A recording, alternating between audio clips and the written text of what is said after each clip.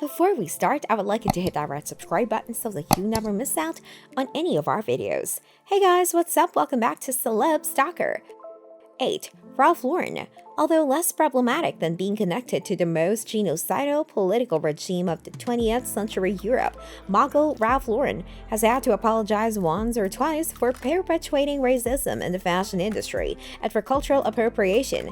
In 2014, journalist and commentator Bill Moyers wrote a piece about Ralph Lauren's racist ad campaign that used images of captive and Anglified Native Americans. 6 years later, Lauren would be called out in another scandal for using a famous black fraternity symbols without their consent. 7. Sean Galliano. Galliano was riding high as the designer of Christian Dior until it all came crashing down in 2011.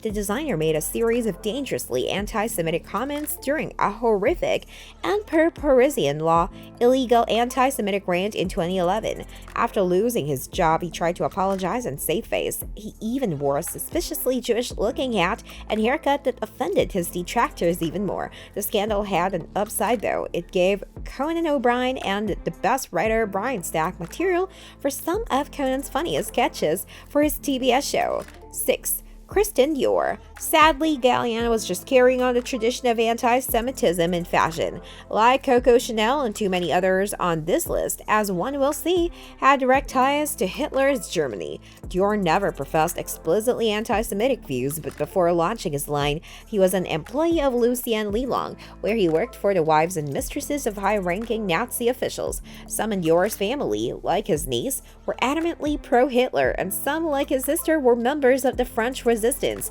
Dior never took a hard stance, but that is almost worse in a way. To quote Edmund Burke, the only thing necessary for the triumph of evil is for good men to do nothing. Number 5. Hugo Boss. Boss might be the most hardcore Nazi on this list. He was not shy about his support for the further. He joined the Nazi Party as early as 1931, designing the outfits for the Hitler Youth and allegedly the Gestapo as well. His fashion line also used labor from Nazi prisoners, in other words, Jewish people, and POWs. The company issued a formal apology in 2011. Surely that will make up for supporting the slaughter of 11 million people, right? 4. Louis Vuitton. Marshal Philippe Pétain was the puppet leader Nazi Germany left in charge of France after the German invasion. There was only one fashion house authorized to operate in Hotel du Parc, the proto-capital for Pétain's Vichy regime. As one might have guessed by now, it was Louis Vuitton, the popular designer of leather goods, made products that glorified Pétain, including several busts that were excluded from the company's official business records. Could it be they were ashamed? Let's hope they were. It gets worse. Vuitton's son was a well-known friend of the Gestapo and was one of the first French civilians to receive honors from Hitler for his loyalty to the Third Reich. 3. Cristóbal Balenciaga. The Balenciaga name is virtually synonymous with controversy. In late 2022, the fashion house went viral in the worst way for its ad campaign that involved small children in S&M gear. That was far from the first time Balenciaga did something so offensive. Its founder, Cristóbal Balenciaga, worked personally with the family of Francisco Franco, the Spanish dictator and a close ally to Adolf Hitler.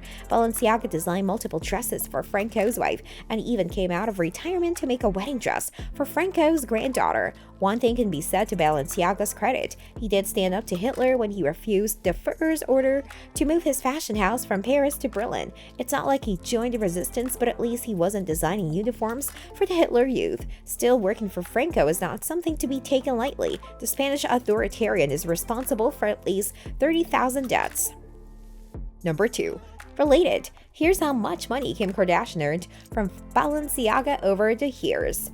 Tyra Banks. Let's leave World War II behind and return to the modern day. Although fashion has gone through some changes, many problematic aspects remain. Racism is still rampant in fashion, and sadly, it is perpetuated even by models of color. Tyra Banks has been called out for some allegedly racist games on her show America's Next Top Model that involved blackface. Banks has stood up to bigotry in fashion, though. She held a contestant's fate to the fire for blatant homophobia, and Banks has also addressed racism in fashion as well as the trauma that women's bodies face in the business. Does that make up for the alleged racism in her show, though? 1. Dolce & Gabbana. The owners and operators of DNC, Domenico Dolce and Stefano Gabbana, are both out of the closet gaming. But they still threw LGBTQ people under the bus in 2015 when they came out against marriage equality for gay people. They also came out against gay couples adopting children. The pair enraged many of their previously most loyal customers, including rock legend Elton John, who called for an immediate boycott of all D&G goods. One might wonder how a gay person could be homophobic. Well, the lesson here is simple. Identity is not solidarity. A person can still identify as an oppressed identity while still being an agent of oppression. This brings us to the end of our video. I hope you enjoyed it. Hit like if you did, and don't forget to subscribe to our channel so that you don't miss any of our videos in the future. Also, watch the 2 videos that are on your screen because I'm sure you love them. With that, I'll see you in the next video.